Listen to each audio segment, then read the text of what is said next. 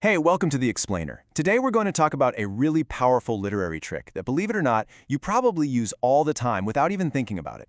It's this super subtle tool that just adds all these layers of meaning to our daily chats and, of course, the books we love.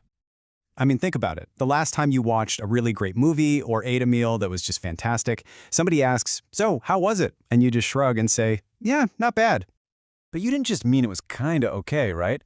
You meant it was awesome, maybe even incredible. So what's with the understatement? Well, that little quirk of how we talk actually has a name, and it happens to be a secret weapon that the best writers have been using for centuries.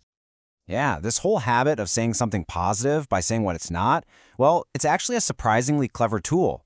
It's a type of understatement that the greatest poets and authors have used forever to give their work this extra layer of subtlety and, honestly, a lot of power. Okay, so let's play detective for a minute. I'm about to show you a few lines from some classic literature. Your job? See if you can figure out the one thing they all have in common. All right, clue number one. The storm was no minor trouble for the sailors. What do you think the poet is really trying to say here? I mean, come on, you know that storm was a huge deal, a massive, terrifying event for them. And what about this one? The old man's courage was not unnoticed. It sounds so modest, doesn't it? But what it really implies is something much, much stronger. That his courage was absolutely seen and probably deeply admired. So you're starting to see the pattern, right? Using these negative words to actually say something really positive. This last one, wow, this one adds a whole new layer of emotion. Not without sadness. It means that sadness was definitely there, woven right into her smile. So what's the connection between all of these? They all make a big point by talking about what something isn't. And the big reveal is Litotes. That's the name. It's a figure of speech where you make a point through understatement, usually by negating the opposite of what you actually mean. So our classic, not bad when we really mean good, that's a perfect everyday example of Litotes. So, now that we've put a name to it, how do you actually spot this thing in the wild? Don't worry, I've got you covered. Let's break down a few super simple tricks that'll turn you into a Litos spotting pro. These are the 4 big signs you're looking for. You can think of this as your official Litos cheat sheet. And it all starts with a really basic formula.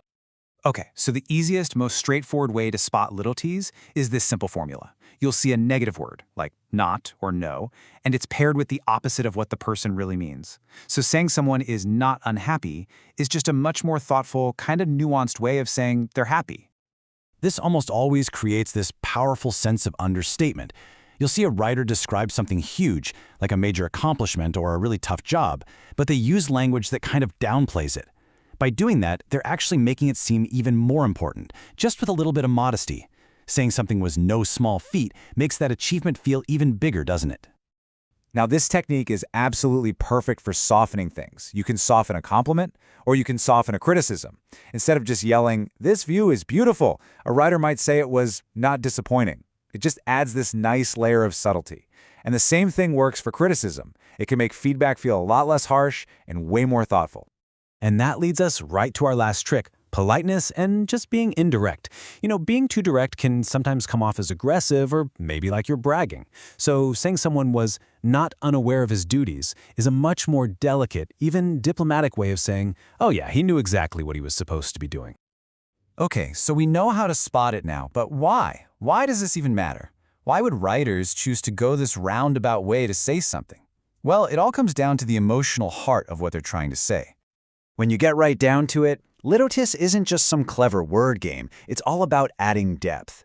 It lets a writer show really powerful emotions with a soft touch, to sound humble instead of loud, and to just avoid over-the-top exaggeration. And maybe most importantly, it kind of invites you, the reader, to lean in a little closer and figure out the real meaning for yourself. So there you have it. You've officially cracked the code.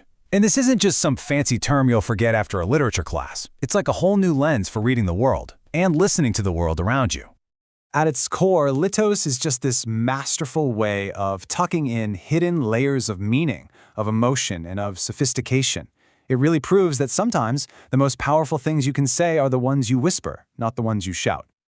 So the next time you hear a friend say a new restaurant is not half bad, or you read a line in a poem that feels strangely powerful because of how modest it is, you'll know exactly what's going on. The only question left is, where are you going to notice it first?